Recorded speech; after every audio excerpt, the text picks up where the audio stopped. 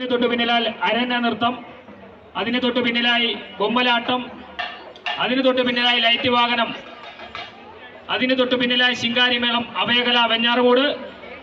അതിന് തൊട്ട് പിന്നിലായി ഡിജിറ്റൽ തെയ്യം, അതിന് തൊട്ട് പിന്നിലായി ഡെമ്മിയാന, അതിന് തൊട്ട് പിന്നിലായി ശിങ്കാരിമേളം